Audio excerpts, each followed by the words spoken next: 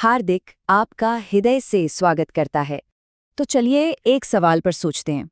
जरा सोचिए, देर रात का वक्त है, एक चार्टर्ड अकाउंटेंट का ऑफिस है और चारों तरफ ना बस फाइलें ही फाइलें बिखरी पड़ी हैं। ऐसे में केतुल नाम का एक अकाउंटेंट अपनी कलीग त्रिवेणी की तरफ मुड़ता है और एक बहुत ही सिंपल सा सवाल पूछता है, इन दो लोगों में से ज्यादा अमीर कौन है? केतुल अपने सामने रखी दो क्लाइंट फाइलों की तरफ इशारा करता है। एक की बैलेंस शीट के जो आंकड़े हैं वो कुछ खास नहीं हैं, जबकि दूसरे की बैलेंस शीट वो काफी मजबूत दिख रही है। वो त्रिवेणी से कहता है कि बस इन नंबरों को देखकर ही जवाब देना है। अब त्रिवेणी, जो अपने काम में एकदम माहिर है, उसका जवाब क्या होगा? जाहिर सी बात है, उसका जवाब तो सीधा साधा और लॉजिकली होगा, जो पूरी तरह से फैक्ट्स पर बेस्ड हो। त्रिवेणी दोनों फाइलों पर एक नजर डालती हैं और फिर पूरे कॉन्फिडेंस के साथ कहती हैं, अरे मेरा जवाब तो बिल्कुल साफ है, जिसके बैलेंस शीट में ज्यादा रकम दिख रही है वही ज्यादा अमीर है। ये कैसा बच्चों वाला सवाल है? और देखिए, एक तरह से त्रिवेणी गलत भी नहीं है। अगर हम पारंपरिक तौर पर देखें तो दौलत का मतलब तो यही होता है ना? मटेरियल चीजें, एक शानदार बैलेंस शीट और बैंक में ढेर सारा पैसा। उसके लिए दौलत की बस यही एक सही परिभाषा थी। पर अगर कहानी इतनी सीधी होती तो फिर हम आज इस पर बात ही क्यों कर रहे होते? असली ट्विस्ट तो अब आने वाला था, क्योंकि केतुल इस सीधी सादी फाइनेंशियल समझ को पूरी तरह से चैलेंज करने वाला था। केतुल बड़ी शांति से कहता है, लेकिन मैं तुम्हारे जवाब से सहमत नहीं हूं। बस इस एक लाइन से ना उस कमरे का पूरा माहौल ही बदल जाता है। त्रिवेणी एकदम हैरान है। उसे पूरा यकीन था कि भाई उसने नंबर्स को समझने में कोई गलती नहीं की है।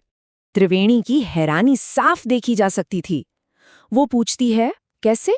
मैंने तो बैलेंस शीट बिल्कुल सही पढ़ी है और उसकी बात में दम भी है। आखिर जो नंबर साफ साफ लिखे हुए हैं वो किसी की अमीरी के बारे में गलत कैसे बता सकते हैं? और यहीं पर केतुल उस कहानी को बताना शुरू करता है जो इन बैलेंस शीट्स के पीछे छिपी हुई थी। एक ऐसी कहानी जो सिर्फ नंबरों की नहीं थी, बल्कि इंसानी रिश्तों और मूल्यों की थी। केतुल बताना शुरू करता है कि ये जो दो क्लाइंट्स हैं, ये कोई अजनबी नहीं है, ये सगे भाई हैं। कहानी आगे बढ़ती है।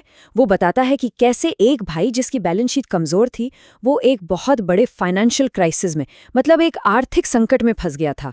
अब सबसे जरूरी बात सामने आती है। उस मुश्किल घड़ी में उस भाई ने मदद के लिए अपने अमीर भाई के दरवाजे पर दस्तक दी। वही भाई जिसकी बैलेंस शीट देखने में बहुत शानदार थी। और यहीं पर आता है कहानी का वो हिस्सा जो दिल को थोड़ा दुखी कर देता है।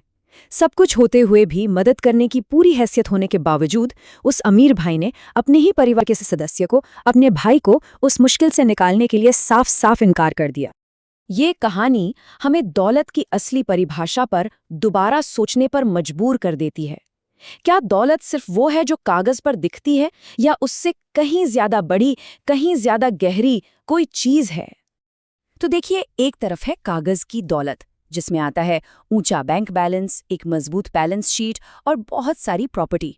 और दूसरी तरफ है दिल की दौलत, यानी उदारता, दया भाव और सबसे बढ़कर जरूरत के वक्त अपनों का साथ देने की नीयत। केतुल का फलसफा यही था। केतुल अपनी बात इन बहुत ही दमदार शब्दों के साथ पूरी करता है, जो इंसान जरूरत के समय अपने सगे भाई की मदद नहीं कर सकता, उसे मैं अमीर नहीं बल्कि गरीब कहूंगा। उसके लिए असली गरीबी पैसे की कमी नहीं, बल्कि दिल की कमी थी। तो आखिर में ये पूरा विश्लेषण हमें एक बहुत ही गहरे सवाल के साथ छोड़ जाता है। अगर दौलत सिर्फ बैंक बैलेंस नहीं है, तो फिर हमें इसे मापना कैसे चाहिए? असल में अमीर होने का क्या मतलब है? इस पर सोचिएगा जरूर।